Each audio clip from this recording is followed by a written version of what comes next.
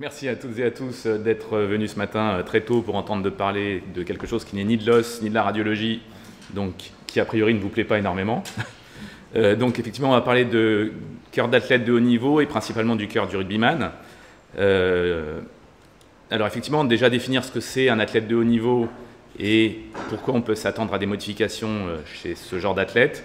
Pour avoir des modifications sur le plan cardiologique, il faut faire déjà au moins 8 heures d'entraînement par semaine. Donc très clairement, je pense qu'il y a parmi vous quelques sportifs ou sportives régulières. En dessous de 8 heures, a priori, vous n'avez pas de modification déjà de votre activité cardiaque, pas de modification de l'électro, pas de modification de l'échographie. On considère qu'il faut que ça soit fait depuis au moins 6 mois et avec un seuil qui est au-delà du seuil ventilatoire pour nos sportifs ou nos sportives. Alors ça induit effectivement, je vais passer rapidement là-dessus, mais quelques modifications sur l'électrocardiogramme. Vous en avez tous entendu parler, hein, le sportif de haut niveau, a priori, il a un cœur qui bat plus lentement que les autres. Bon, effectivement, il a une bradycardie liée à la dose d'entraînement. Ce n'est pas le sport de haut niveau qui fait battre votre cœur plus lentement, c'est la dose d'entraînement en endurance que vous avez qui va vous faire battre plus lentement. Après, je passerai sur des choses qui vous intéresseront moins, effectivement, de modifications sur le plan de l'électrocardiogramme. Ce qu'il faut juste savoir, c'est que quand on prend ce tableau-là, qui est en fait un tableau qui vous reflète l'ensemble des électros qui ont été faits sur les sportifs de haut niveau. C'était des sportifs INSEP ou autres, et on a regardé en fait quelle était la proportion d'électros normaux ou anormaux chez ces athlètes-là. Et quand on regarde le rugby, vous voyez en bleu le pourcentage d'électros normaux, vraiment strictement normaux chez des athlètes de très haut niveau. On voit qu'on a au moins 2 tiers, en tout cas, d'électros normaux chez des sportifs de haut niveau. Donc très clairement, un électrocardiogramme habituel chez un sportif, c'est un électro normal. Raison pour laquelle on a des recommandations qui ont été édictées par les sociétés savantes, qui font que maintenant, pour la plupart des sportifs de haut niveau, et même pour les sportifs amateurs, on recommande de faire au moins un électrocardiogramme dès l'âge de 12 ans pour aller dépister les pathologies qui peuvent donner des morts subites, parce que c'est finalement ce qui va nous inquiéter à nous cardiologues et à vous médecins du sport ou à vous kinés qui êtes aussi sur le terrain et qui pouvez avoir à prendre en charge ce genre de problème chez vos sportifs. Ça repose sur quoi? Ça repose sur l'expérience italienne. Alors, ils sont effectivement très mauvais en rugby pour l'instant et très souvent derniers sur le tournoi, on est d'accord. Par contre, très clairement, en cardiologie du sport, c'est quand même les champions du monde. C'est eux qui ont introduit dans leur loi, véritablement, le fait de faire un bilan cardiologique pour tous les sportifs de haut niveau. Et à partir du moment où ils ont introduit ça, c'est-à-dire dans les années 80, vous voyez la chute du nombre de morts subites dans la population de sportifs par rapport à la population des gens sédentaires, qui était la population italienne de référence. Et donc maintenant, en ayant programmé des bilans cardiologiques chez ces athlètes, on a même une proportion de morts subites plus basse dans la population sportive que dans la population de référence. L'échographie cardiaque, je passe très rapidement parce que ça ne va pas vous intéresser particulièrement, mais très clairement, à partir du moment où on fait du sport de haut niveau ou de haut niveau d'entraînement, on a un cœur plus gros, plus dilaté, mais qui a néanmoins des paramètres qui sont normaux. Et en fait, ce qui va nous intéresser à nous, c'est ce dépistage de la mort subite. Et le dépistage de la mort subite, en fait, il se répartit en 2 parties. Première chose, les gens qui ont plus de 35 ans, et on commence à avoir des athlètes de plus de 35 ans, des athlètes de très haut niveau de plus de 35 ans. Et la problématique, c'est de dépister les anomalies sur les artères coronaires et donc les infarctus. Par contre, les athlètes de moins de 35 ans, c'est ces jeunes que vous avez le plus souvent dans les équipes, où là, les causes de mort subite sont beaucoup plus variées.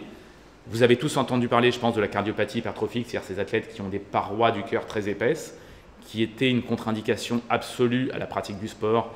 Et c'est tout ce qu'on redoute quand on veut faire signer un athlète de haut niveau dans une équipe, c'est à l'échographie, est-ce qu'on va le découvrir ou pas, et donc est-ce que ça va remettre en cause la signature. Mais vous avez encore d'autres pathologies, comme les anomalies de naissance des artères coronaires, etc., etc. Alors ce qui est drôle, c'est que dans les recommandations, une fois qu'on a des maladies cardiaques, on peut vous dire ce qu'on peut faire ou ce qu'on ne peut pas faire. Et quand on voit ce qui est marqué dans la plupart des recommandations, regardez à quel niveau le rugby est censé être marqué en termes de dépenses énergétiques, à la fois en dépenses statiques et dynamiques. On considère ça comme un sport modéré, à la fois sur le plan statique et dynamique. Ça, c'est censé être les recommandations cardiologiques qui vont s'adresser à vos sportifs et vos sportives qui font du rugby et qui ont eu ou qui peuvent avoir des problèmes ou des pathologies cardiovasculaires. Alors, c'est pour vous présenter très rapidement les choses. Pour être un tout petit peu plus pratique et pour vous dire voilà ce qui se passe dans la vie de tous les jours quand on a affaire à des rugbyman, à quoi on peut avoir affaire dans ce cadre-là Et moi, les principales pathologies auxquelles j'ai été confronté. Très clairement, les problèmes de cardiopathie hypertrophique, c'est une problématique régulière.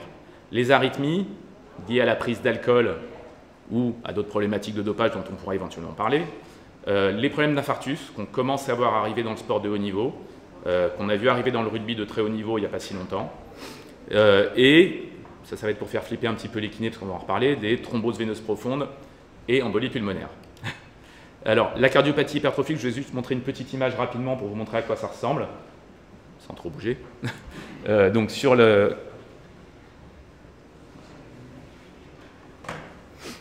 l'écran, c'était vraiment pour... Bon, c'est pas très grave.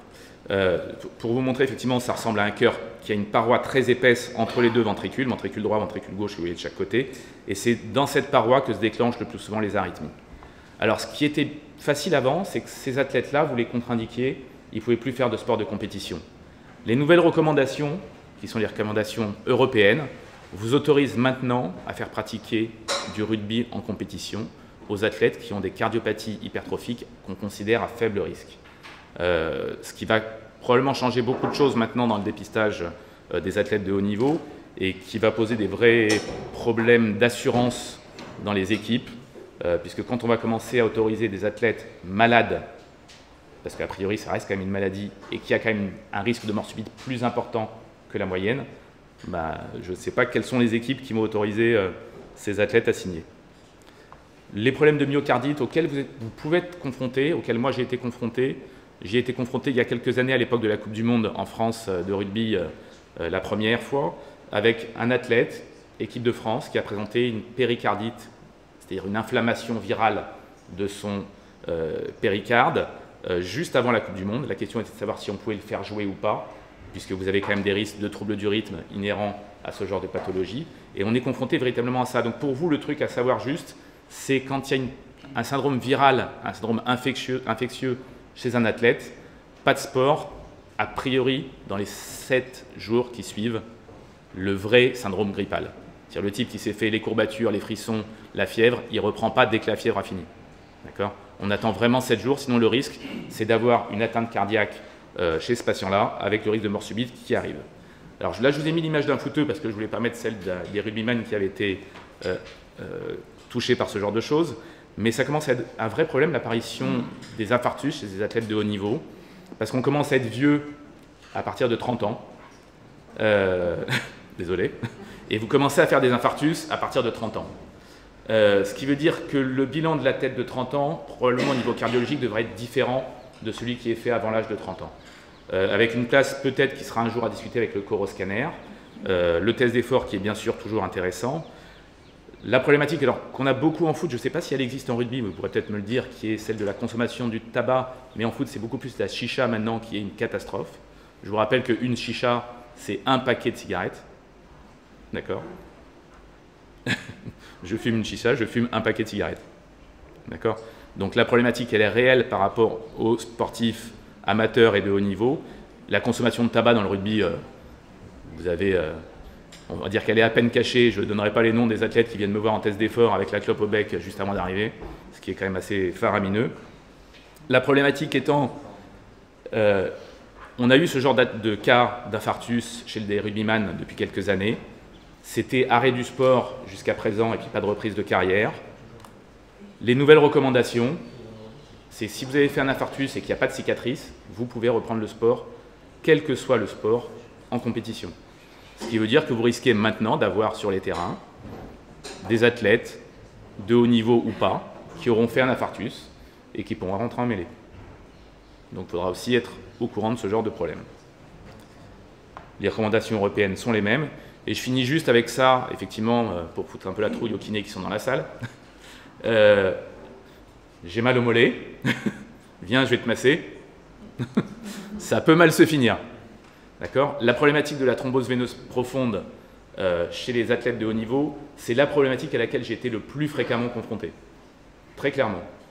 Sur les chocs, sur les post-traumatismes, sur la problématique des voyages en avion ou en car prolongé, chez des athlètes chez qui on n'a pas fait de bilan de thrombose auparavant, et on se retrouve régulièrement confronté à ça. Donc quand vous avez quand même un doute sur une douleur au mollet qui n'est pas claire, qui n'est pas clean, pensez à demander le Doppler quand même de façon systématique parce que la phlébite, je masse, ça remonte et ça ne fait pas toujours plaisir. Des belles jambes de rugbyman. Et pour vous montrer à quoi ça ressemble effectivement une phlébite, avec la veine fémorale qui est bouchée par un caillot. Alors je ne sais pas si avec le contraste vous le voyez bien, mais ça bouchait bien ça. Et juste pour finir avec une dernière chose en cardiologie, on a souvent affaire à ce genre de choses, c'est-à-dire un électro anormal sur lequel on va faire des bilans, échographie, IRM et autres. Tout le bilan va être strictement normal et on va se retrouver avec des athlètes qu'on va autoriser à jouer sans contre-indication particulière. Il faut savoir que quand on suit ces athlètes-là, il faut les suivre tous les ans parce que vous avez 50% de ces athlètes qui dépistent des pathologies dans les 10 ans qui suivent. Donc il faut quand même le savoir pour vous, il faut être vraiment au courant de ce genre de choses. Et on finira avec cette problématique qui commence à arriver dans le rugby parce que les chocs à haute intensité, vous les voyez de plus en plus arriver. Le problème des commotions cérébrales, vous les avez. On a la même chose au niveau cardiologique avec ce qu'on appelle le commotio cordis, qui est un choc juste sur la poitrine au niveau du cœur. Au moment de ce qu'on appelle l'onde T sur l'électrocardiogramme, c'est-à-dire c'est la dernière petite bosse de l'électrocardiogramme, et à partir du moment où vous avez ce choc-là, vous déclenchez une tachycardie ventriculaire et une mort subite chez votre athlète. Là, je vous l'ai montré sur une figure de karaté, où effectivement l'athlète fait la mort subite sur le cou, reçu sur la poitrine. Oui, il est mort là. Et donc effectivement, et c'est très difficile à récupérer sur ce genre de choses. Donc ça, vous pouvez y être confronté, donc ça veut dire massage, défibrillation, etc. sur ce genre de pathologie. Je vous remercie et je souhaitais juste remercier tous les médecins qui m'ont permis de travailler dans le rugby. C'est mis par ordre alphabétique. Et c'est en tout cas grâce à eux que j'ai pu travailler au départ sur du haut niveau et donc je tenais à les remercier au fur et à mesure.